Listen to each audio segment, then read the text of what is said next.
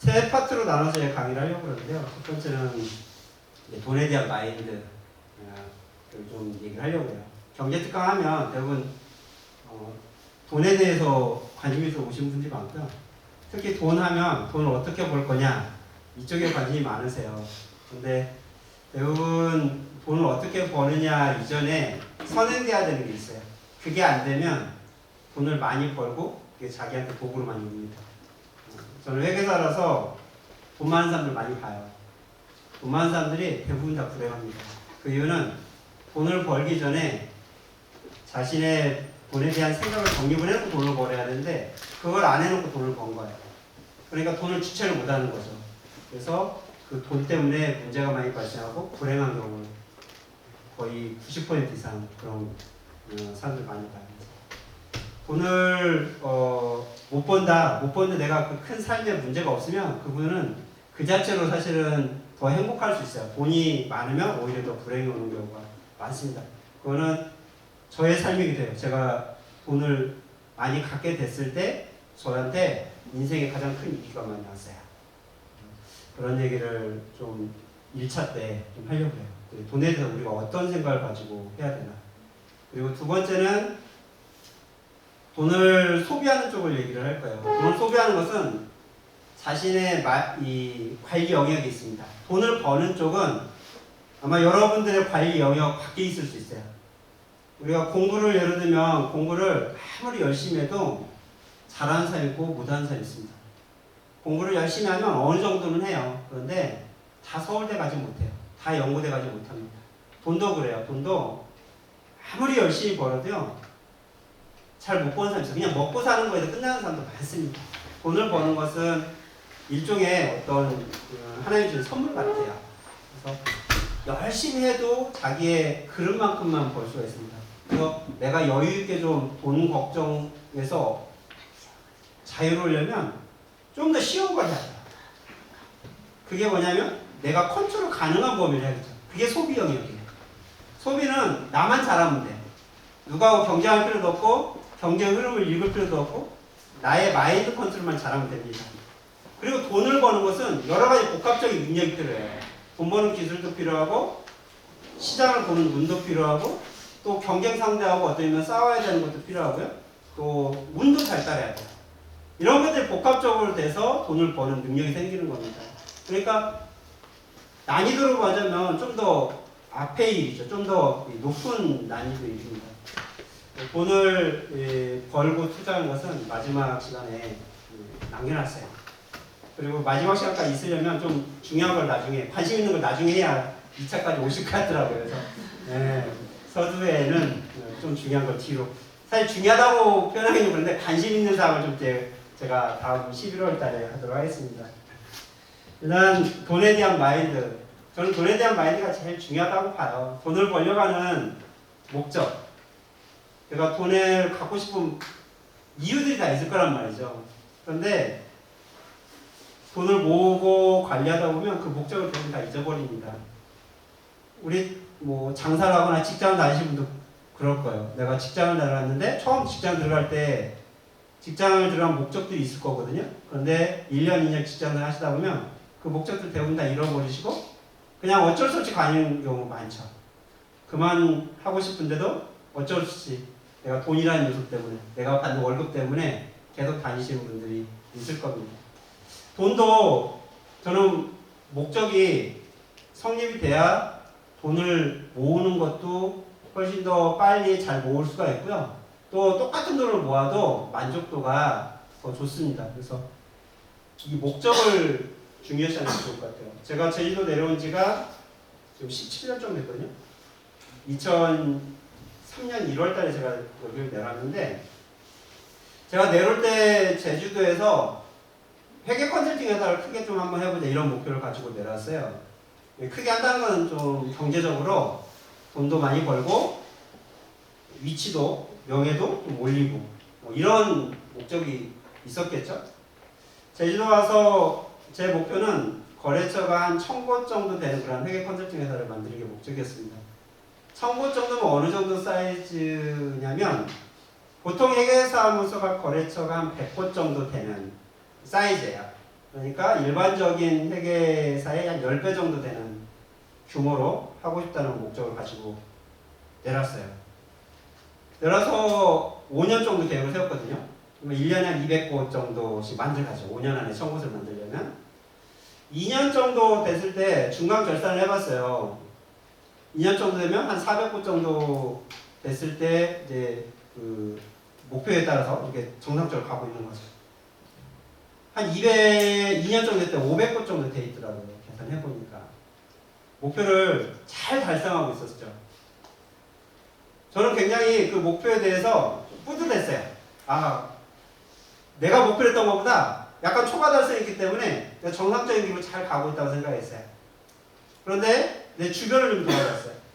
그때 저의 삶은 제가 술도 굉장히 많이 먹었거든요. 지금은 이제 교회 다닐 때 술을 안 먹는데 그 당시에는 불신자였어요. 그래가지고 술도 새벽같이 맨날 먹고요. 제일 사람도 술 잘 먹더라고요. 서귀포 사람 술 잘 먹나요? 제주시는 진짜 많이 먹어요. 서울에서는 술을 먹어도 보통 전철 끊기기 전에 끝내거든요. 그래서 전철 타고 가야 돼. 안 그러면 택시비가 한 2만원, 3만원 되는데 여기는 뭐 술 먹고 집까지 걸어가는 거리들이 많더라고요. 저도 항상 술 먹고 집에 걸어갔거든요. 한 20분, 30분씩. 보통 6시에 약속을 잡더라고요. 제주도니까. 서울은 7시에서 8시에 약속을 잡아요. 끝나고 바로 와도 7시, 8시 되니까. 근데 제주도는 6시부터 약속을 잡아서 새벽 4시까지 술 먹는 게 다반사더라고요. 새벽 4시까지 술을 마셔도 아침에 출근하는데 큰 무리가 없어요. 왜냐면 9시까지 출근하는데 저희 집에서 저희 사무실까지 걸어서 5분이거든요. 그 중에 신호대기가 한 3분이고요. 그냥 실내는 2분 정도밖에 안 걸려요. 그러니까 술을 늦게까지, 일찍 시작해서 늦게까지 먹고 이런 삶을 제가 한 2년 정도 했어요. 그만큼 많은 모임을 했다는 거죠. 사람들을 많이 만나고 한 달에 한 번 있는 모임만 25개였어요. 한 달에 한 번 있는 모임. 한 달에 한 번 있는 모임의 절반은 제가 총무를 했어요. 회계사 하기 때문에 총무를 다 맡겨가면 또 그 당시엔 제가 20대였으니까 부려먹기 딱 좋잖아요. 보통 20대부터 한 60살까지는 청년이라고 그러더라고요. 제주도에서는. 그러니까 저희 아버지 같은 분도 저는 형님 하면서 되는 그 호칭이 통하는 데더라고요. 그렇게 25곳을 절반은 총무를 맡았으니까 총무 맡으면 보통 모임 있기 전에 한 번 더 만나잖아요. 준비를 해야 되니까. 그러니까 한 달 모임만 해도 한 50번을 왔다 갔다 하면서 살았죠. 하루에 한 2개, 3개 모임을 계속 소화를 해야 되고 그런 모임 가면 다 술이죠. 밥 먹고 술 먹고 뭐 노래방 가고 이런 삶을 제가 한 2년 했어요. 그렇게 열심히 했으니까 거래처가 그 정도 됐고 또 매출도 늘고 뭔가 돈도 모아가는 것 같았어요. 거래처가 는다는 것은 일단 돈의 사이즈가 다른 거죠. 씀씀이도 커지고요. 그랬을 때 제 주변 사람들 삶은 어땠을까? 제가 새벽 4시에 들어가면 저희 애들 얼굴을 못 봐요. 저희 애들이 지금 4시인데 그 당시에 이제 한 명이었는데 걔 큰애한테는 되게 미안해요. 그게. 큰애하고 놀아준 경험이 거의 없어요. 맨날 4시에 들어요. 주말에도 제주도는 뭐 행사가 많잖아요. 주말에 뭐 체육대 뭐 이런 그 향후의 행사들이 항상 있더라고요. 그런데 쫓아다니고.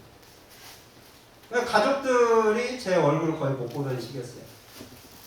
저희 직원들은 사장님이 영업을 너무 잘하니까 그게 직원들한테는 굉장한 스트레스였어요. 왜냐면 원래 직장 생활이라는 게 내가 안정이 돼 있어야 좀 편한데 매일매일 새로운 거래처가 하루에도 2개씩, 3개씩 이렇게 들어와요. 그러면 그 거래처를 소화해야 되는데 직원 한 명이 보통 거래처 한 30개 맡으면 이제 풀로 차요.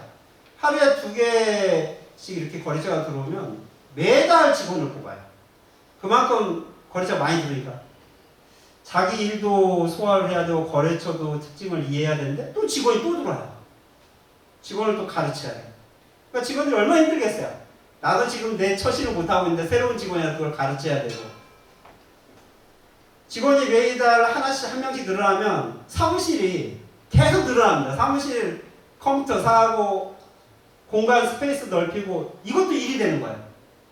그걸 계속 가족이 늘어나면서 거래처가 늘어나고 일이 늘어나고 이사를 계속 해야 된다. 이걸 생각해 보세요. 직원들이 힘들었을 것 같아요. 그걸 이제 참고 한 2년 정도 이렇게 있더라고요. 물론 직원들도 많이 나갔죠. 나가고 들어오고 나가고 들어오고. 그러니까 제 주변에 있는 사람들이 다 힘들다는 거 제가 봤어요. 그런데 저한테는 5년만 있으면 나는 이제 1000개 만들고 그러면 한 달 매출 어느 정도 되고 이익이 어느 정도 되니까 우리 가족들도 행복하고 저희 직원들도 행복할 줄 알았어요. 저희 가족들도 아빠가 이렇게 돈을 많이 벌고 회사를 크게 하면 경제적으로 여유가 생기겠죠. 여유가 생기니까 이제 가족들하고 많은 시간을 보내고 놀러 다닐 수가 있고, 또 직원들도 제주도 회사들 다 작은데 영세 회사인데 한 1000개 정도 거래처를 가진 조직이 갖춰진 그런 회사라면 직원들도 뿌듯할 거라고 봤어요.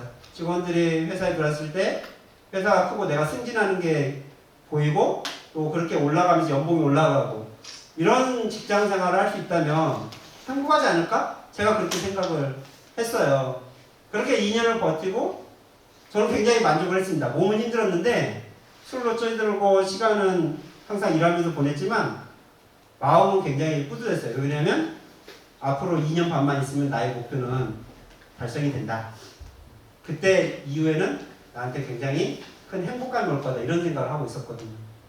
그때 저희 직원 중에 한 명이 나가면서 좀 자기 할 수 있는 말을 이렇게 직설적으로 하는 직원이었거든요. 저한테 굉장히 좀 거슬렸던 직원이죠. 워낙 자기 속마음을 잘 얘기를 하니까. 그 직원이 나가면서 저한테 그러더라고요. 회계사님은 거래처 1000개 만들면 5000개 목표로 세우실 분이에요. 이러고 나갔어요. 이렇게 부드럽게 얘기하지 않았어요. 굉장히 저한테 원망의 소리로 화를 내면서 얘기하고 나갔어요.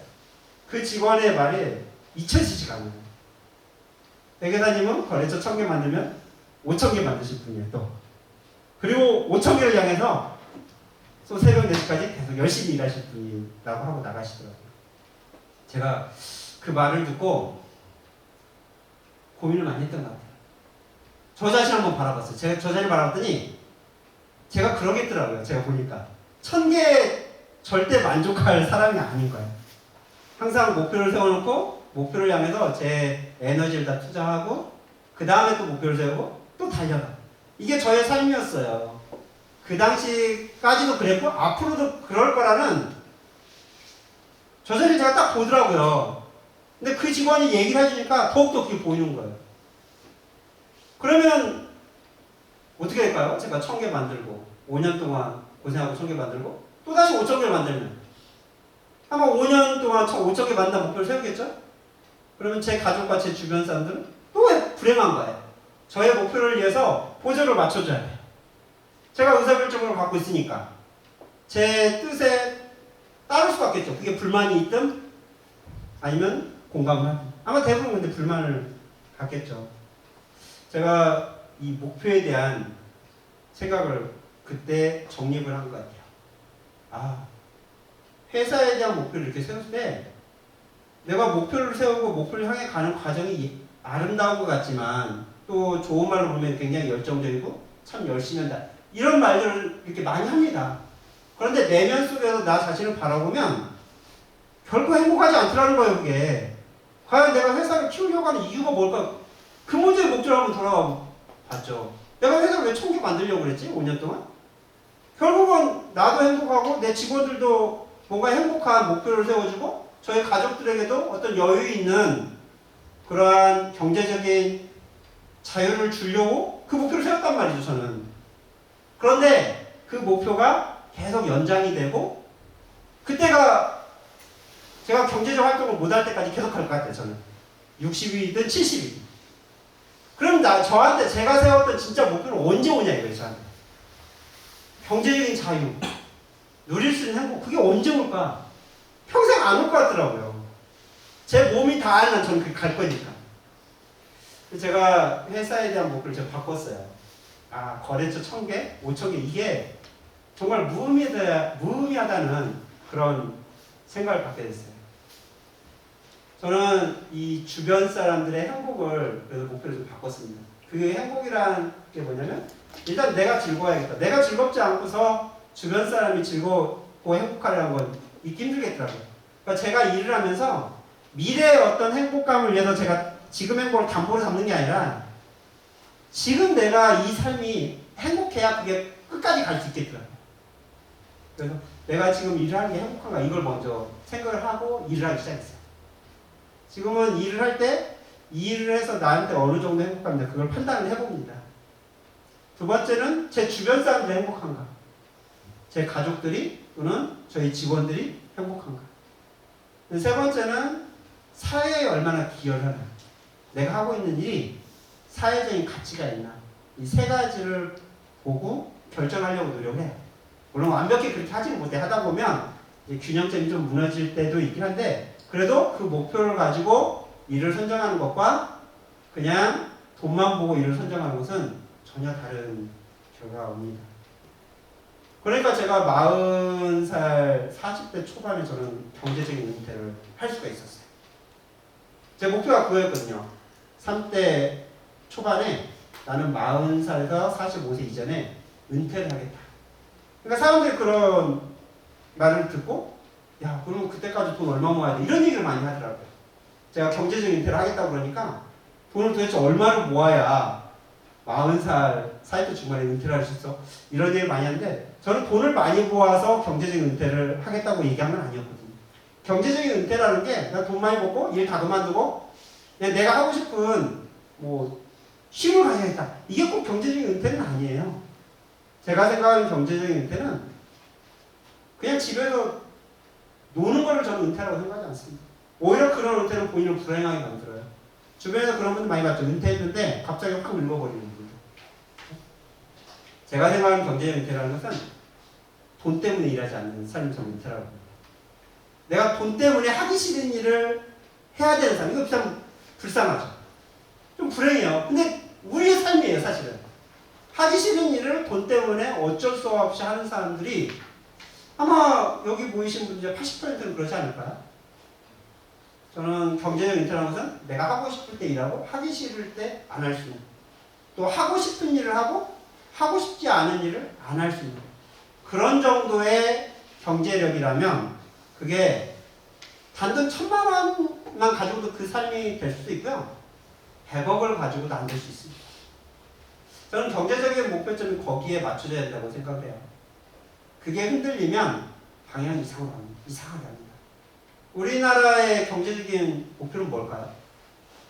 과거에는 국민소득 2만 불, 3만 불이었어요. 계속 2만 불, 3만 불. 지금은 3만 불이고 3만 불 달성하면 얼마일까요? 4만 불을 목표로 세울 겁니다. 경제적인 목표가. 그 목표의 문제점이 뭘까요? 제가 거래처 1,000개, 5,000개 이런 세웠던 목표가 똑같은 거거든요. 우리나라 국민소득 3만 불 되면 우리 선진국 되나요? 3만 불 되면 행복한가요? 그러지 않을 가능성이 저는 훨씬 높다고 봐요. 우리가 그 국민소득 2만 불, 3만 불을 위해서 막 달려가다가 닥친 게 뭐였죠? 과거에? IMF 닥쳤잖아요. 그 국민소득을 숫자로 맞추려다 보니까 우리의 역량보다 드라이브를 더 건 거예요. 빨리 간 거예요. 퍼져버렸어요. 그래서 IMF 온 겁니다. 국민소득을 3만 불 열심히 달려서 그 이후에 IMF 경험을 하고 나서 그 뒤에도 3만 불 계속 달렸어요. 그래서 나온 게 뭐예요? 지금 3만 불 거의 왔죠? 10년, 20년 전보다 행복하세요? 행복하지 않을걸요? 왜 그럴까요? 국민소득은 분명히 늘었어요. 늘었는데 왜 행복하지 않을까요? 요즘 더 정말 각박할 거예요. 삶이 힘들다는 거 아마 아실 거예요. 특히 서귀포 지역은 더 그런 걸 많이 느끼지 않으세요? 너무 힘들고 IMF도 안 거쳤잖아요. 제주는 IMF 안 거쳤거든요.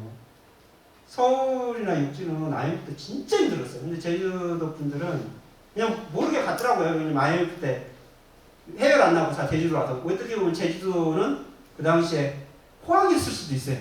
애국심 때문에. 그러니까 요즘의 경기 불황이 제주도 사람들한테는 더 상대적으로 힘들게 느껴지겠죠. 한 번도 어려움을 겪지 않고 이렇게 오다가 갑자기 어려움을 겪으니까.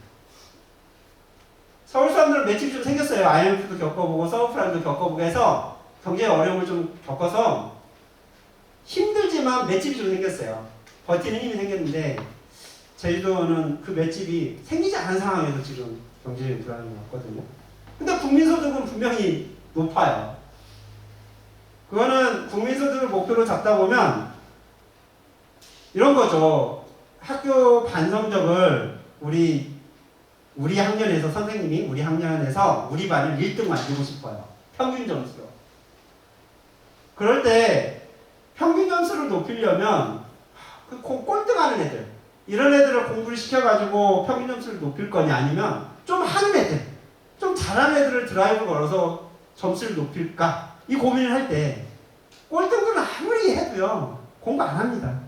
그러니까 잘하는 애들을 사실 막 푸시를 해서 성적을 높이려고 해요. 반성적은 높아졌는데 꼴등은 그냥 꼴등이에요. 얘네들 공부 안 하고 중위권 이상을 공부하고 성적을 높입니다. 그게 불균등이죠. 잘하는 애는 더 잘하고 못하는 애는 더 못해 보여요. 상대적인 박탈감 때문에. 경제적인 것도 그렇죠. 3만 불 됐는데 잘 버는 애들을 더 부자로 만드는 거예요. 그럼 평균 점수가 올라가. 3만 불 만들어지죠. 그런데 소득 불평등이 더 심해져요. 못 사는 사람은 훨씬 더 못 살아지고 잘 사는 사람 소수만 더 잘 살게 되는 거죠. 그게 기분 나쁜 거예요. 더. 옛날에는 그래도 비등비등했는데 그리고 내가 조금 열심히 하면 할 게 있었어요. 근데 경제적 환경이 평균 점수를 높이는 쪽으로 가다 보면 잘 사는 사람, 큰 기업한테 몰아줘요. 그럼 거기는 더 돈을 잘 법니다. 또 환경도 그렇게 되죠. 환경도 소수의 사람이 돈을 다 벌 수밖에 없는 환경을 좀 올라가요. 우리나라 환경이, 세계적인 경제 환경이. 이게 3차 산업의 사실 맹점이기도 합니다. 3차 산업이 좋은 것 같지만 한 명이 다 가져가요. 나머지 99명은 다 그 한 명을 위해서 사는 구조로 산업 구조가 많이 바뀌고 있어요. 예전에는 그럴 수 없었죠. 예전에는 한 명이 다 가질 수 있는 구조가 아니었어요. 조금 땅을 많이 갖고 있는 사람이 많이 벌긴 했지만 나머지 사람들도 노력하면 어느 정도 먹고 살았단 말이죠. 근데 지금은 다 한 사람을 위해서 다 지금 사는 구조 바뀌어버려서 분명히 경제 수치는 높아졌는데 우리한테 경제적으로는 어떤 자유, 경제의 행복감은 옛날보다 불행해질 수 있어요. 저는 이게 경제적인 목표를 어떻게 세우느냐에 따라 이렇게 될 수 있다는 거예요. 국민소득이 많은 나라도 많습니다. 그런데 선진국가 아닌 나라. 우리 주변에 많이 보잖아요. 돈에 대한 목표, 저는 지금 목표에 대한 얘기를 하고 있는데요. 돈을 벌고자 한다면 벌고 싶은 분들이 있을 거예요. 그 다음에 그냥 경제적인 생각을 조금 내 폭을 좀 넓게 해서 이런 분도 오신 분이 계실 거예요. 또 내가 돈 관리 좀 어떻게 하면 좋을까? 난 돈은 좀 잘 버는 것 같은데 항상 잔고가 없어요. 이게 이제 관리적인 문제거든요. 또 어떤 분은 내가 장사를 하는데 장사할 때 항상 뭔가 열심히 했는데 1년, 2년 지나고 보니까 항상 제자리예요. 자영업자 그런 분들 많아요.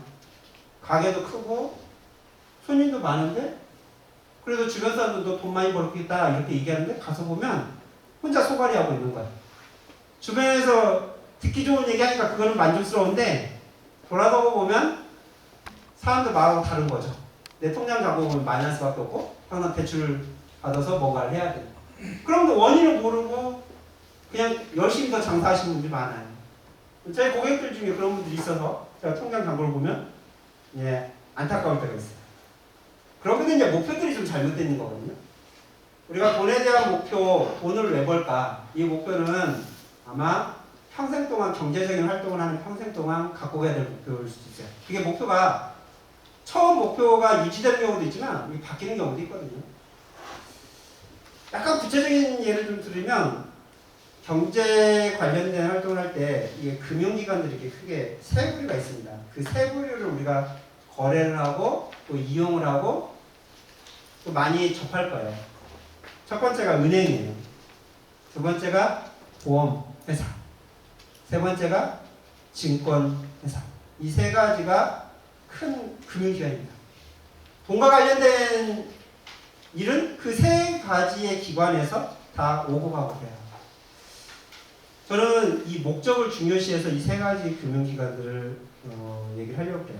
저희가 금융기관들의 목적을 잘 알면 내가 은행에 갈 때 내가 왜 가는지, 은행을 거래할 때, 투자를 할 때든 돈 관리할 때 어떤 각도에서 은행을 거래해야 되는지 이걸 알 수가 있습니다.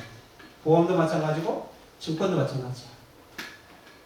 보험이나 증권, 특히 은행은 여러분들이 은행 때문에 내가 뭐 사기를 당했다든지 굉장히 불행한 감을 가했다 이런 것들은 사실 별로 없으실 거예요. 그런데 보험이나 증권사에 대해서는 안 좋은 감정들을 한 번씩 갖고 계실 거예요. 보험 열심히 들었다가 중간에 해야겠는데 내가 생각했던 보험하고 전혀 다른 결과가 나온다든지, 또 해약금이 하나도 안 나와서 왜 내가 이거 보험 들었지? 보험 설계사가 미워지고 보험회사가 좀 얄미워지고 그런 경험을 한 번 정도 이상 다 갖고 계실 겁니다. 또 증권을 혹시나 하시는 분들은 증권해가지고 돈을 벌었다, 증권해가지고 내가 좀 해볼까 이런 분들 별로 없어요. 대부분 주식해가지고 망했다, 집안이 폭삭 망했다, 집안 사람들하고 싸웠다, 뭐 이런 얘기들 많이 오히려 듣는 거거든요. 그 이유는 은행, 보험, 증권회사의 목적을 잘 몰라서 그래요. 그래서 돈에 대한 마인드, 경제적인 목적을 정립하고 그걸 거래하는 게 좋다는 겁니다. 보통 사람들이 보험을 줄 때 왜 보험이나 이런 생각 안 하고 그냥 듭니다. 내 친척들이 보험 설계사니까 보험 들어요. 누가 보험 달라고 부탁을 하니까 이 목적을 생각하고 그냥 들어줘요. 증권도 마찬가지예요. 증권을 주식을 하는데 거의 공부 안 하고 내가 왜 주식을 해야 되나? 이런 거 공부 안 하고 들어요. 그냥 증권회사 지점 가가지고 물어보고 그 정도면 공부 많이 하신 분들이에요. 그런 것도 안 하고 그냥 비용 좀 적게 들어가는 인터넷으로 이렇게 매매하고 또 누구 친구나 아는 사람 지인들 말 듣고 주식을 사고 팔고. 솔직히 이렇게 해서 주식에서 돈을 벌 거라면 저는 그 증권회사 자체, 증권이 문제가 있다고 봐요. 여러분들 주변에서 공부 하나도 안 하는데 서울대 간다면 그게 정상적인 겁니까? 아니면 비정상적인 겁니까? 비정상적인 거죠. 주식을 공부 안 하고 서울대 가면 그 서울대가 문제가 있는 거예요. 교육 시스템에 문제가 있는 거고요. 내가 주식을 하는데 내가 공부 하나도 안 하고 했는데 주식 2배 벌어갖고 돈을 벌었다? 이거는 주식에다 체계가 문제가 있는 거예요. 절대 돈을 벌어서는 안 돼요. 그거는. 그렇게 돈을 벌면 사회 경제 구조가 무너집니다. 제가 오늘 아침 신문을 우연히 봤더니 모 신문사에 토끼사가 그게 나왔더라고요. 우리나라 사람들 중에 공짜로 돈을 버는 사람들의 가구 수가 엄청나게 늘었대요. 지금 공짜로 돈을 버는 가구 수가 늘었다는 건 뭐예요? 그 공짜 돈이 어디서 왔을까요? 국가에서 줬다는 거예요. 국가에서. 국가 보조금으로. 좋을 것 같죠? 내가 일을 하지 않았는데 그냥 국가에서 생활비가 한 달에 100씩, 150씩 나와요. 편하지 않겠습니까? 일하지 않아도 내가 하고 싶은 일만 하고 놀기만 하고 여행만 다녀도 150 준다면 편할 것 같지만 그 국가의 경제 구조가 정상일까요? 그게 굉장히 비정상이죠. 그럼 누가 일해요? 아무도 일 안 할 거예요. 일 안 해도 돈을 번다면 일해서 돈을 번 사람 미친 사람이죠. 내가 일 안 해도 150이 나오는데 누가 편의점 가서 알바를 12시까지 하겠습니까? 택배기사는 누가 하고 청소부는 누가 해요? 아무도 일하지 않아요. 다 놀죠. 경제가 무너지는 거예요. 그러면 일하는 사람 없고 다 돈 받는 사람만 있다면 그 돈이 어디서 나올까요? 생각해보세요. 집에서 일 아무도 안 해요. 근데 다 한 달에 200씩 써요. 가족이, 4인 가족이. 그 돈 어디서 나와요? 그거 다 대출만 받고 할까니까? 카드 돌려막기 하고? 잠시는 할 수 있겠죠. 잠시 한 3개월, 6개월 버틸 수 있겠지만 그 뒤에 회사 가게가 부도가 나는 거죠. 국가도 마찬가지예요. 국가도 노는 사람이 많고 놀면서도 돈을 버는 사람이 많다는 건 굉장히 비정상적인 겁니다. 지금 우리나라는 비정상적이에요. 노는 사람한테 복지라는 이름으로 돈을 많이 준다? 그럼 일하는 사람은 뭐예요? 열심히 일하는 사람. 열심히 하고 돈 벌어갖고 세금 내서 그걸 노는 사람한테 준단 말이죠. 열심히 일하는 사람 일하면 시켰습니까? 동기부여가 없어진 거예요. 자기가 일할 이유가 없어진 거죠. 나는 일할 만큼 혜택도 못 받는데 일 안 하는 사람 다 가져간다면 일하는 데서 돈 버는 사람은 어디로 갈까요? 우리나라에 살고 싶지 않을 것 같아요. 제가 나갈 수만 있으면 저는 해외로 갈 겁니다. 그게 지금 우리나라 기업의 현실이에요. 우리나라 기업들이 왜 외국으로 나가겠어요? 인건비가 싸, 물론 그런 이유도 있겠죠. 인건비가 싼 이유도 있겠지만 우리나라 기업하기가 너무 힘든 거예요. 열심히 하고 돈 벌면 다 그게 국가로 가서 다 비생산적인 곳으로 지금 돈이 흘러가 버려요. 앞으로도 아마 더 그게 가속화되지 않을까요? 한 번 놀면서 돈을 받아본 사람은 절대 피땀 흘려서 돈 받지 않습니다. 쉽게 돈 벌기 시작하면 쉬운 쪽으로 계속 돈을 벌려고 해요. 경제 체질이 바뀌지 않으면 우리나라 경제는 진짜 위험해요. 지금. 너무나 위험한 상황입니다. 편하게 돈 버는 걸 그렇게 좋아하면 안 돼요. 은행, 보험, 증권회사, 은행은 원래 설립 목적이 돈을 여러 사람으로부터 모아서 돈이 필요한 곳에 조달하는 능력을 대출해주는 그런 역할을 해요. 은행은. 우리가 예금을 하면 은행이 돈을 모읍니다. 그 돈을 가지고 필요로 하는 사람. 그런 대부분 투자하는 기업이라든지 투자하는 어떤 사업자는 이런 사람들 돈이 흘러가겠죠. 그러면 더 많은 돈을 벌어가지고 그걸 다시 은행에 갖다 주고 그 이자를 우리가 받아 먹는 거예요. 여기 계신 분들이 기업일 수도 있고 돈을 맡기는 사람일 수도 있어요. 근데 목적은 똑같다 이거죠. 돈을 운영을 잘 못하는 사람들은 은행에 맡겨놓는 거고요. 돈을 운영을 잘하는 사람은 은행에 돈을 빌리는 겁니다. 그 중개적인 역할을 하는 게 은행이에요. 그래서 은행을 내가 간다면 나는 거기서 큰 수익을 노리고 은행을 가면 안 돼요. 은행은 원래 그런 목적으로 세워진 데가 아니에요. 물가 상승률 정도보다 약간 높은 그런 정도의 이자를 받아서 돈을 맡기고요. 그걸 가지고 더 경제를 살려가는, 경제를 이끌어가는 기업들한테 돈을 몰아주는 역할을 하는 게 은행이에요. 은행은 돈을 모으고 흩어지게 하는 그런 역할을 하는 거죠. 그래서 은행은 굉장히 중요한 역할을 합니다. 내가 은행 이자가 낮다고 은행을 안 간다? 이거는 경제가 무너지는 조짐이에요. 내가 은행 이자가 요즘 뭐 1%대 중후반이에요. 은행 맡겨도 이자 몇 푼 나오지도 않는데 은행에 누가 돈 맡겨? 이런 생각을 전 국민이 갖고 있잖아요. 우리나라 기업들은 돈을 어디서 빌리겠지? 그래서 기업들이 투자를 해야 되는데 돈을 빌려 투자를 해야 되는데 돈 빌릴 데가 없는 거예요. 큰일 나는 겁니다. 은행은 돈 벌러 가는 게 아니에요. 사실 경제적인 어떤 기여를 하고 있는 겁니다. 은행에 돈을 맡기시는 분들은. 그래서 저축이 중요한 거죠. 저축. 물론 그렇다고 다 저축하시면 안 돼요. 왜? 기업이 아까 말씀드렸죠? 그걸 돈을 빌려서 투자하는 건 기업이에요. 기업은 돈을 투자해서 어디다 쓸까요? 공장을 만들고 직원을 채용하고 물건을 만들어요. 그 물건을 만들기만 안 되죠. 만들면 어떻게 해야 돼요? 팔아야 돼요. 그걸 누구한테 팝니까? 국민들한테 팔 거 아니에요. 우리나라한테. 근데 국민들이 물건을 안 쓴다고 생각해보세요. 하나도. 다 나는 저축이 좋아. 난 저축한다? 이러면 기업이 물건을 만들겠습니까? 만들 수가 없는 거죠. 팔 수가 없으니까. 기업은 물건을 만들어서 팔아야 돼요. 그러려면 국민들이 돈이 있어야 돼요. 저축도 중요하지만 소비도 굉장히 중요합니다. 저희 어머니는 돈을 잘 안 쓰시거든요. 웬만하면 다 아끼고 만들어 쓰고 쓰레기 봉투 하나도 안 싸세요. 다 쓰레기장 가면 그 빈 공간이 있는 쓰레기 봉투가 있는데 거기에 다 끼워놔요. 참 마술사 같아요. 이게 그걸 버리는 분도 정말 꼭꼭 채워가지고 버렸을 건데 거기서 빈틈을 찾아내시더라고요. 쓰레기부터 지금 한 번도 안 사셨대요. 어머니 참 대단한 기술자다. 근데 제가 경제적으로서 설명을 드려요. 어머니 같은 분이 저희 전 국민이 다 그렇다면 우리나라 바로 부도예요. 누가 물건을 사겠어요? 그러면 물건을 만드는 회사도 없고 회사가 다 부도 나는 거죠. 소비 굉장히 중요합니다. 지금은 소비가 더 중요해요. 저축보다. 돈은 은행이 넘쳐나요. 투자할 데가 없어서 은행이 넘쳐납니다. 그러니까 지금은 소비하는 사람이 애국자예요.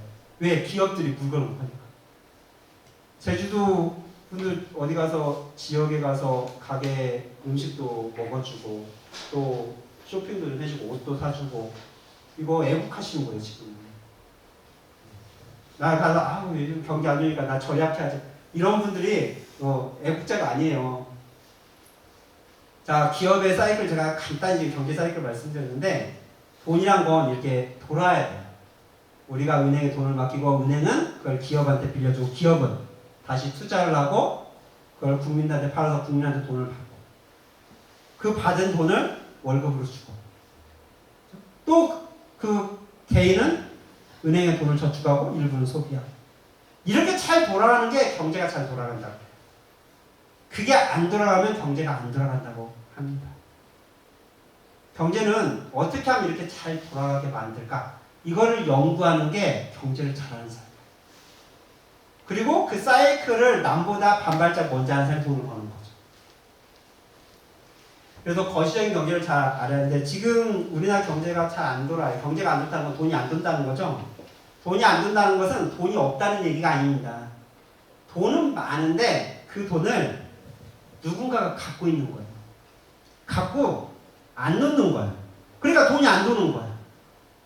없는 사람은 없고 있는 사람은 엄청 있어요. 그런 돈은 아무 필요가 없죠. 나 혼자 창고에다가 1조 쌓아놓으세요. 내가 아무리 돈을 써도 1조 쓰지 못해요. 그 사람한테 1조는 의미가 있을까 없을까? 심리적인 만족만 있는 겁니다. 나 1조 갖고 있어. 경제에 도움 돼야 안 돼? 하나도 안 돼. 통장에 쌓아놓고 있는 거죠. 그래서 정부라는 조직은 그 돈을 어떻게 하면 돌게 만들까? 이걸 연구를 하는 거예요. 어떻게 하면 돈을 가진 사람들이 돈을 풀도록 만들까? 그거는 회초리를 들어서 풀게 만들 수도 있고 사탕을 줘서 풀게 만들 수도 있겠죠. 지금의 정부는 어떤 것 같아요? 회초리를 들어서 돈을 풀게 하는 것 같습니까? 사탕을 줘서 돈을 풀게 하는 것 같습니까? 사탕을 줘서 돈을 풀게 하는 것 같아요? 돈은 누가 갖고 있죠 지금? 대기업이 갖고 있죠. 부자들이 갖고 있어요. 돈을 갖고 있는 분은 여기 안 왔잖아요. 돈을 갖고 싶어서 오신 분들이죠. 돈을 갖고 있는 분들 여기 이런 자리에 안 갖고 안 옵니다. 자기가 더 잘 알아요. 저보다 훨씬 잘 아는데 여기 올 이유가 없죠. 제가 이런 데 오는 이유는 제가 돈을 많이 가져서라기보다는요. 국민들이 경제에 대해서 좀 알아야 정부라든지 가게라든지 기업의 마음을 움직이겠다. 저는 그런 생각을 해요. 저희 어머니는 경제를 몰라. 그러니까 저축 돈을 안 쓰는 거죠. 그런 분만 있으면 안 된다니까. 그런 분도 있고 안 그런 분도 있어야겠죠. 물론 그렇다고 해서 저희 어머니가 돈을 많이 쓰면 되는 거냐? 그런 건 아니에요. 왜? 저희 어머니는 돈을 못 버니까. 저희 어머니는 제가 드리는 용돈하고 국민연금 좀 해가지고 생활을 하시는데 소비가 좋다고 500씩 쓰면 한 달에 1000만 원 쓰면 경제가 잘 돌아가겠어요? 안 돌아가죠. 왜? 저희 어머니 소득이 아마 제가 보기에는 제가 한 100만 원 드리고 국민연금 한 150 정도 되시는 것 같아요. 혼자 사시니까 150 정도인데 500을 쓰면 어떻게 될까요? 350은 카드를 긁든 은행에 대출을 받든 해야 할 거 아니에요. 물론 그렇게 대출해준 은행도 없겠지만 은행이 미쳐가지고 대출해줬다. 저희 어머니는 1년 내에 파산될 겁니다. 파산되면 어떻게 될까요? 파산되는 거 끝나지 않아요. 저희 어머니한테 돈을 빌렸던 은행이 손해를 보는 거죠. 한 달에 350 대출했는데 갚지 못하니까 파산이 된 거거든요. 그럼 은행은 350 날라간 거예요. 350이 날라갔다는 건 한 달에 350 날라간 거죠. 그러면 거기에 돈을 맡긴 사람이 그 손해보고 보겠죠. 은행은 누군가 우리들의 돈을 받아가지고 빌려줬는데 빌려준 돈을 회수 못하면 예금 맡긴 사람한테 돈을 갚지 못하는 거예요. 은행이 부도나는 거죠. 그래서 정부에서 은행을 부도나지 않게 하려고 공적자금을 투자하는 겁니다. 국가가 돈을 넣어주는 거예요. 은행한테. 단위가 뭐 몇십억 단위가 아니죠. 은행에 공적자금 들어간 것은 조 단위로 움직입니다. 그러면 국가는 돈이 어디서 나서 그걸 넣어줄까요? 국가가 돈이 뭐 쌓여 있어요? 한국은행에서 돈을 막 찍어내면 쌓여 있습니까? 그러지 못해요. 물론 윤정기를 돌려서 종이 지폐를 막 찍어낼 수 있어요. 그런데 물가가 엄청나게 올라가요. 돈을 많이 찍어낸다는 것은 돈은 생기지만 돈이 많아지면 어떻게 돼요? 돈 가치가 없어져요. 원래 가치란 것은 희소할 때 가치가 있는 거예요. 그런데 돈이 국가에서 1년에 막 1,000주씩 찍어낸다. 윤정이만 돌리면 1,000주씩 찍어낼 수 있습니다. 화폐 단위 100만원짜리, 1,000만원짜리 막 한 장 더 만들어가지고 찍어내면 돼요. 그렇게 되면 돈 가지고 땔감을 써야 되는 시기가 와요. 돈이 하도 가치가 없으니까 불 떼는데 가스비 내는 것보다 그냥 종이 가지고 돈 떼는 게, 종이 돈 가지고 저기 불을 떼는 게 훨씬 더 싸게 먹힐 때가 있어요. 그게 예전에 보면 독일이 2차 대전 패하고 그런 현상이 일어났죠. 형제 2명 있었는데 한 명은 맨날 술만 먹어. 형은 술만 먹어. 동생은 열심히 저축해. 먹지도 않고 쓰지도 않고 저축해. 그러고 한 10년 갔는데 물가가 너무 많이 올라가지고요. 형은 맨날 술만 먹어가지고 술병만 있어요. 동생은 돈 모아가지고 돈만 있어요. 근데 술병값이 훨씬 더 가치가 높더라는 거예요. 돈 가치가 없어가지고. 그러니까 형이 부자가 됐어요. 동생 열심히 저축한 동생 거지가 되고. 이게 인플레 문제점, 부작용이에요. 그러니까 국가가 돈을 많이 찍어낸다고 좋은 게 아니거죠. 왜? 돈을 많이 찍어내면 여러분이 갖고 있는 돈 가치가 떨어지는 거예요. 내가 은행에 분명히 100만 원을 두고 있었는데 돈을 3배로 찍어버리잖아요. 그러면 돈 가치가 3분의 1로 줄어버립니다. 그럼 1년에 100만 원 있는데 1년에는 30만 원 가치밖에 없는 거예요. 물론 돈은 100만 원이지만 옆에 있는 물건들이 다 3배로 올라버린 거죠. 그럼 우리가 물가 올랐다, 뭐 배추가 올랐다, 이 하는 얘기들이 그런 얘기죠. 그게 자동적으로 자연스럽게 제 재산을 줄여버리는 역할을 합니다. 그러니까 정부에서 돈을 마음껏 못 찍는 거예요. 정말 열받지 않겠어요? 나는 열심히 살아가지고 은행에다 돈 넣는데 누군가 그 대출을 받아서 흥청망청 썼어요. 저희 어머니가 150 소득자인데 500을 썼으면 흥청망청 쓰신 거죠. 그런 사람한테 빌려준 돈을 대손 처리하고 안 받고 은행이 부도나게 생겼으니까 그 돈을 열심히 저축한 사람한테 모아서, 그게 세금이죠. 이 사람 돈을 모아서 은행을 부도나지 않게 메꿔준다? 여러분 열심히 사는데 열 받겠어요? 안 받겠어요? 열 받죠. 공적자금 들어가면 분석을 하셔야 돼요. 그러니까 저는 공적자금 들어가면 열 받아요. 왜? 아니 나는 내가 부도나지 않았는데 누군가가 자기 소득보다 많이 써가지고 그 사람이 부도가 나서 그 돈을 내가 메꿔주고 있는 거예요. 가족 중에 그런 사람 꼭 한 명씩 있지 않아요? 형제 중에? 쟤는 맨날 돈만 써. 직장도 안 다니고. 그래 돈이 없어갖고 뭐 카드값 막히면 어머니가 불러갖고 아버지가 불러갖고 야 막내가 이번에 사고 한번 쳤다. 야 형하고 너희 누나들이 좀 돈 좀 모아갖고 보태줘라. 이러면 기분 좋겠어요? 안 좋겠어요? 물론 한두 번은 그래 동생이니까 하겠지만 계속 반복된다고 생각해보세요. 기분 나쁘죠. 나는 열심히 일하고 열심히 저축했는데 그게 다 한 3년 모으면 막내가 사고 한번 차고 다 들어가. 또 한 3년 모으면 그것도 사고 차고 다 들어가.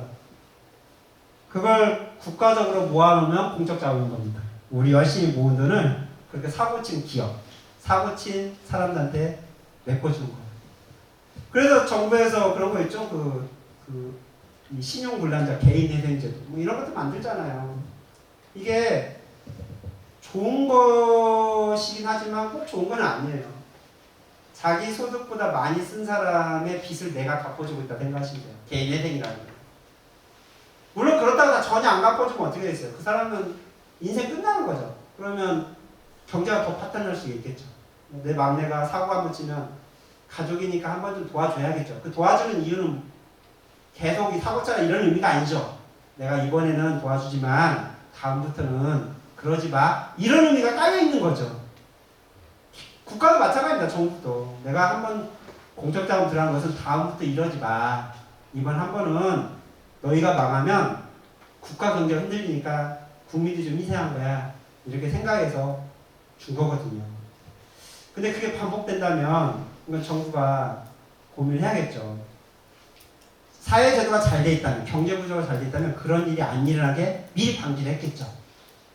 그래서 대출 받는데 까다로워지는 겁니다. 요즘 대출 받기 너무 힘들어. 불만을 가지시기보다는 오히려 원래 대출하는 거 그렇게 까다로워야 되는 거예요. 그런데 너무 안일하게 너무 편하게 대출을 해줬던 거죠. 그러다 보니까 돈이 어떻게 됐어요? 우리 제주도도 한 6, 7년간 부동산에 돈이 다 갔잖아요. 부동산 가격이 올라가니까 사람들이 다 돈 빌려갖고 부동산 투자하는 거를 좋게 봤죠. 부동산하고 돈 버는 사람 부러워하시죠? 옆에서 보면. 물론 본인이 그랬을 수도 있고 옆에 형제가 친척이 그랬을 수도 있어요. 그걸 부러운 눈으로 보셨다면 경제 마인드 좀 없으신 거예요. 그렇게 돈을 번 분도 사실 투기를 하신 거죠. 경제적인 어떤 생산성보다는 내 개인적인 이익을 남의 돈을 빌려갖고 거기다 넣는 거예요. 한 2, 3년은 잘 벌었겠지만 최근에 작년, 재작년부터는 많이 막혔을 겁니다. 사실 과거부터 그렇게 막고 놨어야 되는 거죠. 돈을 빌려가지고 부동산 투기하는 거를 가만히 놨던 게 지금 문제가 생긴 거죠. 아무튼 이 과정들이 다 되면 경제를 잘 흘러가게 하는, 돈이 건전하게 잘 흘러가게 하는 그러한 하나하나의 경험이자 교훈이라고 저는 생각을 해요. 그래서 우리가 경제 공부를 하는 건 그런 이유가 있습니다. 내가 돈을 번다 이런 목적도 있지만 내가 소비를 합리적으로 하고 또 저축을 합리적으로 하고 또 내가 금년 성장에 열심히 일해서 그에 대한 대가를 받는 거. 이런 목표가 저는 더 근본적인 이유라고 봐요. 소비에 대한 얘기를 좀 할게요. 돈에 대한 목적을 너무 시간을 많이 제가 투자를 한 것 같아요. 아까 은행 얘기를 했는데 보험하고 증권 얘기는 제가 투자 때 더 얘기를 하도록 하겠습니다. 소비는 자기 스스로의 어떤 싸움이에요. 저는 저희 그 주제가 오늘 주제가 부자 아빠를 선물하세요. 자녀에게. 이런 주제가 제가 했는데 경제교육을 제가 재능기부를 하는 이유가 그겁니다. 오늘 오신 분들은 대체로 연령대가 제가 40대, 50대라고 들었는데 30대도 많으신 것 같아요. 젊어 보이시는 분들이 꽤 되시네. 40대, 50대면 솔직히 늦었어요. 경제 공부하기에 내가 지금 열심히 경제 공부해가지고 경제적인 자유를 누리고 독립하겠다 이러기에는 늦었어요. 그러면 저는 희망이 없는데 경제 공부를 해야 되나요? 해야죠. 왜 그러냐면 우리의 다음 자녀들을 위해서 해야 되는 겁니다. 저는 제가 경제 특강을 많이 다닌 이유가 경제 세미나를 하는 이유가 그거예요. 우리 자녀들한테는 우리가 배우지 못한 경제 공부를 최소한 가르쳐줘야겠다 이런 생각을 합니다. 경제 공부를 안 하면 계속 이게 악순환이 돼요. 열심히 공부해서 좋은 직장 들어가는데 돈의 흐름을 모르니까 대출 받는 거 이걸 우습게 생각하고요. 누구나 대출을 많이 받는 사람이 능력 있는 사람, 대출을 못 받는 사람은 억울한 사람 이런 생각을 갖고요. 땅 가지고 땅 투기해서 돈 많이 번 사람은 돈 잘 번 사람 부자 이런 안 좋은 오해를 갖게 되는 거예요. 가난하고 근면 상실하는데 돈 없는 사람 이런 사람들은 뭔가 좀 문제가 있는 것처럼 이렇게 보이는 거예요. 이게 경제 개념이 사실 없었습니다. 경제라는 것은 돈을 많이 벌려고 공부하는 게 아니에요. 건전한 사회 활동을 위해서 하는 겁니다. 경제라는 거. 경제는 공부하는데 2시간 갖고 하기에는 사실 턱없이 부족해요. 평생 해야 될지도 몰라요. 왜 그러냐면 우리가 하는 모든 게 경제이기 때문에 경제는 한정된 시간과 자원을 가장 효율적으로 쓰는 게 경제입니다. 그게 돈일 수도 있고 시간일 수도 있고 여러 가지 다른 자원일 수도 있어요. 여기 계신 분들 저녁에 여기 오기 위해서 희생해야 돼, 포기해야 되는 뭔가가 있을 거예요. 친구도 만나고 싶고 영화도 보고 싶고 TV도 보고 싶고 뭔가 해야 될 일인데 그걸 포기하고 오신 거잖아요. 그 이유는 이걸 선택한 건 여기에 왔을 때 나한테 뭔가 가치가 올 거라고 생각을 하고 오신 거거든요. 그게 벌써 경제적인 활동을 하신 겁니다. 이런 거는 단순히 돈 버는 문제 아니라 공부하는 문제, 직장을 선택하는 문제, 놀러 가는 문제, 전체에 다 해당되는 거예요. 그걸 잘 선택한 사람들은 경제활동을 잘 하신 거고, 잘못 선택하는 분들은 경제활동을 잘 못 하신 거예요. 왔는데, 오늘 강의 별로, 나는 아무것도 배우지 못하고 갔어. 이분은 경제활동을 잘 못 하신 거죠. 그냥 집에서 드라마 보면서 쉬는 게 훨씬 더 에너지를 충전시키고 힐링했을 수 있거든요. 그러기를 바라진 않지만. 그래서 저는 저희 자녀들한테 그런 선택과 결정할 수 있는 힘을 실어주는 게 저는 경제교육이라고 봐요. 우리 자녀들한테 어떻게 하면 주식하고 돈 많이 번다? 어떻게 하면 공부 잘해서 좋은 대학 가고 좋은 직장 한다? 이게 경제가 아니에요. 저희 자녀들한테는 무수히 많은 선택과 결정이 있습니다. 가깝게만 봐도 애들이 요즘은 스마트폰 보고 또 TV 보고 게임하고 그러잖아요. 이건 애들이 거기에 시간을 투자하고 있는 거예요. 경제 선택을 거기에 하고 있는 거거든요. 바람직하지 못하겠죠. 이거를 더 건전한 건강한 시간에 투자하게 하려면 어떻게 해야 될까? 그거를 가르쳐 줘야 되는 거예요. 그게 저희가 자녀들에게 해야 될 어떤 부자 아빠로서의 역할이 아닐까 싶어요. 저는 저희 자녀들에게 이 돈 개념을 좀 많이 얘기하고 돈을 많이 선택할 기회를 줍니다. 왜냐하면 사람은 돈 앞에서 굉장히 냉정해져요. 돈이 개입되지 않으면 감정적으로 많이 하지만 돈이 개입되면 객관적이고 냉정하게 바뀝니다. 그 이유가 저희 애들하고 마트를 가잖아요. 만약 부모가 애들한테 돈을 무한정 준다거나 또는 애들이 원하는 걸 다 사주면 애들은 경제 선택을 잘 못해요.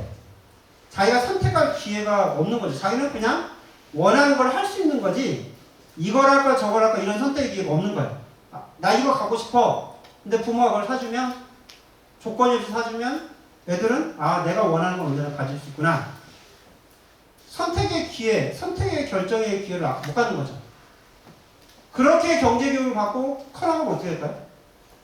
성인이 됐을 때 선택을 잘 할 수 있을까요? 잘 못해요.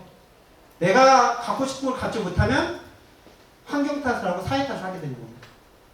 그걸 갖기 위해서 어떻게 해야 되는지 고민하고 노력하지 않아요.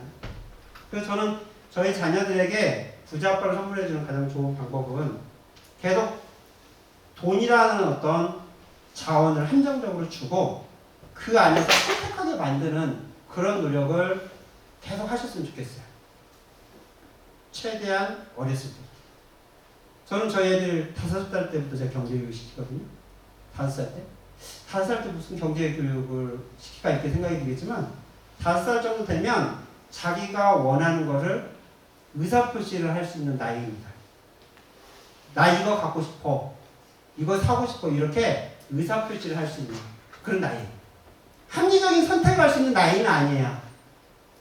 그렇지만 의사표시를 할 수 있다는 것은 내가 부모가 돈을 줬을 때 또 여건을 주면 애들이 고를 수 있다는 겁니다.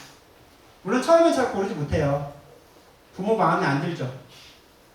그런데 연습을 시키면 금방 늘어납니다. 저는 5살 때 용돈을 주면서 제가 공리식 용돈 교육이라는 걸 했어요. 용돈을 주는 것은 용돈 가지고 네가 하고 싶은 거 다 사라 이런 의미가 아니죠. 우리가 용돈이라는 건 자녀들한테 돈을 어느 정도 주는 효과가 있는 거예요. 용돈을 주는 건 일종의 사회활동을 하나의 시뮬레이션을 주는 거예요. 다 경제활동 하신 성인이니까 여러분들 일을 안 하면 누군가 나한테 돈을 주지 않아요. 일을 하지 않는데 돈을 주는 것은 아까 제가 비경상적이라고 그랬죠. 경상적인 경제구조라면 일을 할 때 돈이 들어야 됩니다. 직장을 다니든 사업을 하든 장사를 하든. 자, 돈이 들어오면 내가 가장 만족도가 있는 가치가 있다고 생각하는데 돈을 쓰시겠죠. 그걸 우리 자녀들한테 계속 기회를 주는 거예요. 자녀들은 그런 기회가 없죠. 자녀들은 부모가 그냥 줘요, 돈을. 그리고 내가 하고 싶은 걸 다 할 수 있죠, 우리나라 여건에서. 그렇게 돼서 성인이 되면 계속 부모에 의존하거나 사회에 의존하게 돼요. 저는 어렸을 때 부모가 용돈이라는 걸 가지고 그 모의 실험을 계속 자녀들한테 해주면 좋겠다는 생각을 해서 최대한 빨리 경제교육을 시키라고 하는 겁니다. 용돈을 주는데 용돈을 주고 끝나면 안 돼요. 그래서 돈을 주고 그 돈의 흐름을 경험하게 만들어요. 첫 번째는 용돈을 주는 것 자체부터가 시작입니다. 아까 저희가 돈을 공짜로 주지 않는다고 했죠. 저희는 다 열심히 일해서 돈을 버는 사람들이에요. 저희 애들도 그런 구조가 돼요. 저희 자녀들이 가만히 있어도 돈을 막 준다? 그러면 안 돼요. 최대한 가장 기본적인 걸 줘야겠죠. 우리도 기초생활 수급이라고 했잖아요. 내가 아무리 일해도 안 되는 사람이 있기 때문에 기초생활수급이라는 게 있습니다. 애들도 기본적인 용돈을 줘야 돼요. 나머지 조금 더 주는 용돈은 일을 하게 저는 만들면 좋은 거예요. 너무 냉정한가요? 부모가 자꾸 일 시킨다 하니까. 제가 생각하는, 제가 말하는 일이라는 것은 애들 수준에서 할 수 있는 일입니다. 저 같은 경우는 애들한테 이런 일을 시켜요. 예를 들면 아빠가 해야 되는 일 중에 애들이 할 수 있는 일이 꽤 있습니다. 엑셀 정리하는 거 이런 것들을 애들 시켜요. 엑셀로 제가 뭔가 막 타이핑 해야 되는 게 있거든요. 투자를 하다 보면 이제 주식 관련된 기업 분석하고 그걸 엑셀로 옮기고 자료화하고 이런 것들이 있어요. 이런 것들을 애들한테 하게 만들고 회사 하나당 하는데 뭐 1,000원씩 이렇게 줍니다. 그러면 엑셀 공부 같이 되고요. 애들이 사회에서 배워야 될 일 미리 배우는 거죠. 그리고 자기가 노력한 만큼 대가를 받으니까 이 돈의 소중함을 알아요. 그렇게 해서 10,000원을 주면 그 10,000원을 쉽게 쓰지 못해요. 그런데 10,000원을 공짜로 주잖아요. 쉽게 씁니다. 그건 어른하고 똑같아요. 내가 피땀 흘려서 100만원 버는 것과 정부에서 100만원 그냥 주는 것과 노름해갖고 100만원 버는 것은 소비가 완전 달라요. 내가 피땀 흘려 번 돈은 절대 허투루 쓰지 못하죠. 그리고 허투루 열심히 뭔가를 합니다. 여기서 이게 만약에 100만원짜리 관계다면 여러분들 정말 열심히 들 거예요. 그렇지 않겠어요? 내 돈이 아까워서 듣는 거예요. 근데 재능기부 무료면 뭐 와도 그만 안 와도 그만. 신청했다가 안 와도 그만이잖아요. 100만원 성금 받아놓고 만약에 안 오면 반환 안 됩니다. 그러면 다 올 거예요. 100만원 아까우니까. 그게 사람 심리예요. 그래서 저는 돈을 계속 좀 개입시켜보라는 걸 권해요. 두 번째, 애들한테 이제 돈이 그렇게 벌렸어요. 좀 조금 고생을 해서 돈을 벌었어요. 그거를 합리적으로 저축하고 합리적으로 소비하는 그런 습관을 들여줘야 하는데, 제가 거기에 적응시킨 게 복리식 용돈교육입니다. 복리식 용돈교육은 꼭 해보세요. 용돈을 줄 때 성과급을 주는 겁니다. 용돈을 한 달에 뭐 3만원, 뭐 5만원 이렇게 주는 게 보통 부모들이 하는 용돈이거든요. 근데 저는 애들한테 주 단위로 줘요. 한 달 단위는 자녀들이 인식하기에는 너무나 기간이 긴 것 같아요. 어른들도 사실은 한 달 월급 받으면 잘 인식이 안 되더라고요. 월급 받을 때 한 일주일 다 써버리고 나머지는 카드로 메꾸고 사는 사람 많거든요. 그만큼 돈을 관리가 안 된다는 겁니다. 원래 한 달치 받으면 뭐 100만 원 받다 그러면 25만 원씩 2주 단위 이렇게 관리를 해가야 되는데 그거 관리를 안 하고 그냥 100만 원 들으면 그게 다 내 돈이라고 생각하고 써버려요. 애들은 더 심합니다. 애들은 한 달 용돈을 만약에 뭐 10,000원을 주면 거의 하루 이틀 뭐 며칠 안에 다 써버릴 거예요. 나머지 기간 살기가 힘들죠. 그래서 어쩔 수 없이 다시 공적자금 들어가야 돼요. 부모가 또 줍니다. 그렇게 하면 안 돼요. 그래서 이게 좀 내가 돈을 헤프게 쓰면 감당할 수 있는 기간 정도 남겨놨는데 전 일주일 정도 괜찮은 것 같아요. 한 3일만 다 쓰다 보면 한 4일 정도 버텨봐. 돈 없이 버텨봐. 하고 싶은 거 좀 참으면 버텨봐. 이런 정도는 3, 4일은 가능해요. 한 달은 안 되지만. 그래서 저는 일주일 단위로 주는데 일주일에 기본용돈 제가 1,000원씩 이렇게 줘봤어요. 초등학교 들어가기 전이니까 1,000원이면 뭐 작은 돈도 아니고 큰 돈도 아니거든요. 일주일 1,000원 주면 한 달에 4,000원입니다.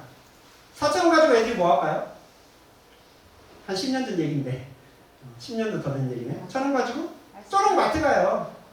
편의점 가서 과자 사고 뭐 딱지 사고 그럽니다.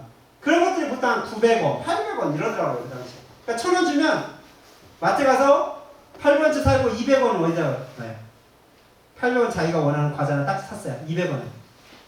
관심이 없어요. 200원은 이건 자기한테 중요한 게 아니라 그죠. 그래서 쓰레기통이 그렇게 많이 버린대요. 근데 마트 앞 쓰레기통에 동전이 많답니다. 오늘 가서 한번 뒤져보세요. 혹시 있는지. 없는 게 건전한 사회입니다. 그게 많다는 건 애들이 동계님이 하나도 없다는 거. 집에서 그러잖아요. 동전 아무데나 이렇게 버리는 애들. 그런 애들 커서도 절대 부자 안 돼요. 부자들은 그 돈을 소중하게 여기는 그 교육을 많이 시켜요. 부자들일수록. 부자들이 더 용돈 안 줍니다. 이 워런 버핏 같은 자식들한테 막 한 달에 100억씩 줄 수 있어요. 재산만 보면. 그런데 부모가 돈에 대해서 잘하는 사람은 절대 그렇게 안 줘요. 그게 자식을 망치는 기라는 걸 알기 때문에 그런 거죠. 오히려 가난한 사람들이 더 주죠. 내가 너한테 이것도 못 해주는데 뭐 생일날이라도 마음대로 해야겠죠. 이런 생각 막 하시잖아요. 그 자식을 망치는 거거든요. 자, 1,000원씩 주면 그렇게 가서 자기가 원하는 거 사고 끝나요. 이렇게 줄 용돈이면 줄 필요가 없어요. 용돈 교육은 과자 사 먹으라고 주는 게 아니거든요. 용돈 교육은 저축하는 힘, 저축하는 습관을 키워주고, 두 번째, 합리적인 소비를 하도록 유도하는 거예요. 도박하고 노름하고 이렇게 하는 건 합리적인 소비가 아니죠.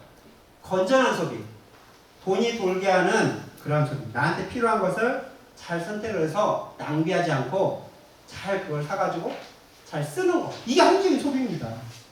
그게 잘 맞아 떨어진 국가가 경제가 잘 발달하고 선진국이 돼요. 그런데 썼는데 나한테 필요가 없는 거 다 쟁여놓고 필요도 없는 거 사놓고 버리고 이런 것도 비경제적이죠. 후진국일수록 더 그래요. 후진국일수록. 합리적으로 소비할 수 있는 힘을 자꾸 키워줘야 합니다. 저는 그래서 1,000원씩 줘서 과자 사 먹으라고 하지 않고 용돈 책을 바꿨어요. 애들한테 저축하는 힘을 가르쳐 주려니까 그걸 말로 해서는 안 되더라고요. 저축해라 저축 아무리 말로 해도 애들이 행동하지 않습니다. 환경을 바꿔야 돼요. 용돈 체계를 주 단위로 1,000원씩 주는데 인센티브를 붙였어요. 어떻게 붙였냐면 저축을 하면 용돈이 늘어나게 바꿨어요. 저축을 하면 용돈이 늘어나게. 그게 복리식 용돈이에요.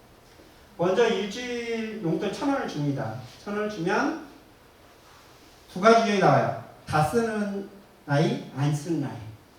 쓰는 걸 깜빡하고 안 썼을 수도 있겠죠. 여하튼 1,000원 안 썼어요. 그럼 그 다음 주 용돈이 달라집니다. 일주자가 지나서 일주일에 계산을 봐요. 용돈이 하나도 없으면 기본 용돈 1,000원만 줍니다. 근데 용돈 1,000원이 남아있으면 기본 용돈 1,000원은 주고 플러스 1,000원 잔고를 플러스로 줘요. 저번 주 용돈 잔고가 얼마냐? 그 통장 잔고에 만큼을 또 줍니다. 그러니까 1,000원을 안 쓰고 있으면 다음 주 용돈 얼마가 되는 거예요? 기본 용돈 1,000원에 1,000원 해서 2,000원을 주는 거죠. 그럼 잔고가 어떻게 돼요? 일주일에 3,000원이 되는 겁니다. 얘가 용돈이 늘었네? 과자 사 먹을 때는 과자 2봉지가 생겼는데 안 사 먹으니까 돈이 3,000원 생겼어요. 과자 3봉지를 사 먹을 수 있는 돈이 생긴 거죠. 조금 인내를 해요, 애가. 그리고 2주차 때 또 계산해봐요. 기본 용돈 1,000원에 3,000원 남아있으니까 3,000원 넣으면 4,000원 주겠죠? 잔고가 7,000원이니까. 3주차 때 기본 용돈 1,000원에 잔고 7,000원, 8,000원을 줍니다. 그럼 잔고가 15,000원이 돼요. 마지막 4주차 때 기본 용돈 1,000원에 잔고 15,000원, 16,000원 줘요. 그러면 31,000원이 돼요. 쓰면 1,000원, 쓰면 4,000원밖에 안 되는데 안 쓰면 31,000원이 됩니다. 이걸 3달만 해보세요. 지방 거덜나요. 힘내가지고 오셔야 돼요. 그래서 한 달 단위로 끊어서 하셔야 돼요. 자식하고 약속해가지고 약속 다시 물려야 상황이 발생했어요. 내 월급 받으라니까. 그래서 한 달 단위 끊어서 다음 달 또 1,000원부터. 이 용돈 체계는 사실 복리식 용돈인데 복리를 부모가 만들어준 거죠.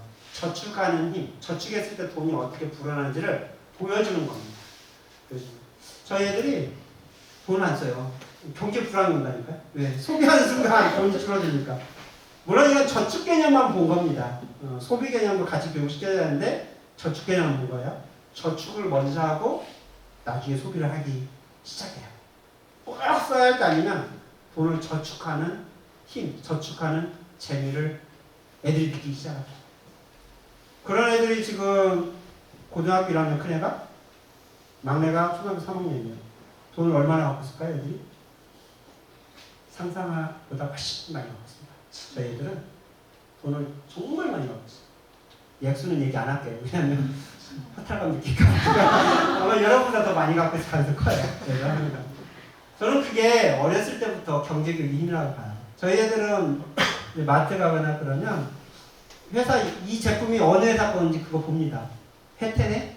롯데네? 롯데제과는 이거 봐요. 왜? 자기가 투자한 회사 이름이 있는지 없는지 보니까. 그렇게 초등학생이 돈을 쓰는 것과 그냥 부모님도 갖다가 1,000원짜리 가서 800원 딱지 사고 200원 동전 버리는 애와 20년, 30년은 어떻게 돼 있을까요? 경제교육을 제대로 받은 애가 성인이 돼서 우리나라 허리가 된다면 우리나라는 선진국이 되겠죠. 유대인이 그렇게 된 거예요. 유대인이 어릴 때부터 경제교육을 잘 시켜서 성인이 되니까 전 세계 금융시장 다 유대인이 시작되는 거잖아요. 우리나라는 자녀들한테 오직 공부를 강조해요. 돈을 알면 속물이 어딘가. 어렸을 때 돈 알면 안 돼. 어릴 때는 합리적인 윤리, 도덕이 이런 걸 보통 강조를 하죠. 사실 삶은 그렇지 않지만 하여튼 말로는 그걸 강조하고 돈을 일부러 모르게 합니다. 그리고 부모도 몰라요, 사실. 돈을 잘 못 배웠기 때문에. 돈이라면 오직 그냥 돈을 버는 거. 어떻게 하면 주식 투자하고 돈을 많이 벌까? 5배, 10배 벌까? 부동산에서 땅 가격이 2배, 3배 땅 가격이 뛰는 그런 부동산을 어떻게 하면 내가 잘 고를까? 그런 정보를 어디서 얻을까? 이런 쪽으로 경제를 봐요. 그런데 경제 공부를 잘 해가시면 이게 선거까지 영향을 미칩니다. 내가 어떤 정치를 이것까지 결정을 하고 보는 거예요. 저 사람이 하는 경제 정책이 우리나라 경제 맞나 안 맞나 이걸 보고 투표를 하게 되는 거예요. 그런데 내가 경제 개념이 없다면 그냥 나 나이 들었는데 나 돈 많이 주고 나 이빨 아픈데 이거 보험 처리 잘 건강보험 대상 되게 하고 뭐 이런 공약하는 정치들 뽑는 거예요. 그 돈은 다 어디서 와요?